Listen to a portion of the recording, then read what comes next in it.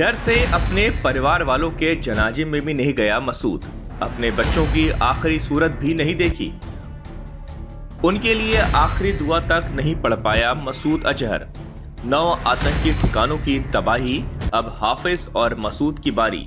कभी भी आ सकती है खबर। आ रहा है ऑपरेशन सिंदूर 2.0। मातम में डूबा हुआ है आतंकी मसूद अजहर। पछतावे की आंख में झुलस रहा है मसूद अजहर और अब अपनों की मौत की खबर सुनकर फूट फूट कर रो रहा है मसूद अजहर। वाकई वक्त कितनी बड़ी चीज है जो एक न एक दिन हिसाब बराबर करके औकात बताती ही है। आतंकी मसूद अजहर और आतंकी हाफिज सईद के साथ यही हुआ।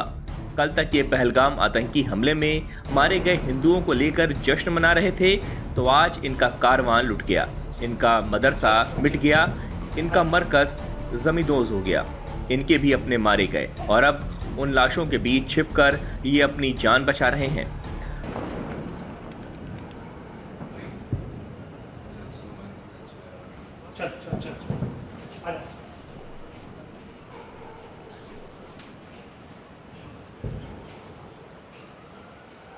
भारत ने ऑपरेशन सिंदूर के तहत बहावलपुर, मुरीदके समेत 9 जगहों पर हमला करके लश्कर और जैश के आतंकी लॉन्च पैडों को नेस्तनाबूद कर दिया था।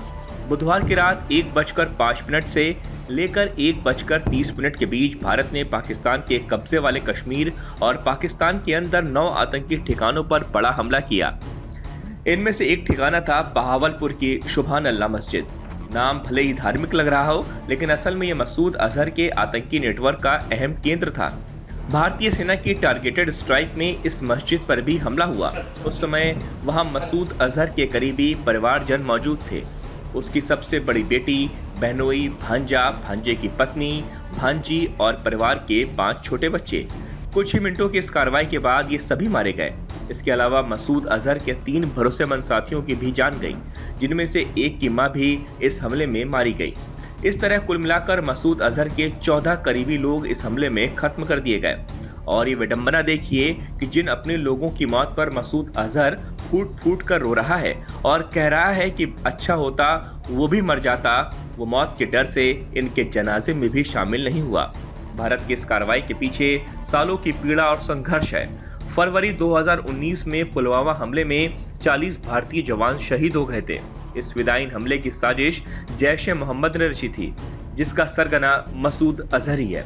इससे पहले भी संसद पर हमला हो या पठानकोट एयरबेस पर हुआ हमला, सबके पीछे उसी का नाम सामने आया।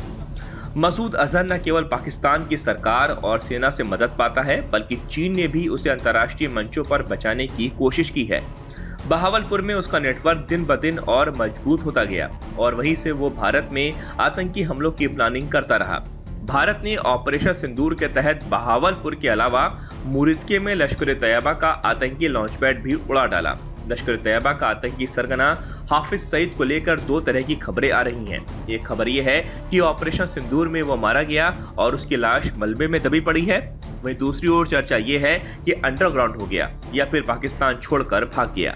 लेकिन अब हाफिज सईद और मसूद अजहर के गिनती के दिन शुरू हो गए हैं, क्योंकि भारत के निशाने पर पाकिस्तान और पीओके में 21 आतंकी ठिकाने हैं, जबकि अभी सिर्फ 9 पर अटैक हुआ है।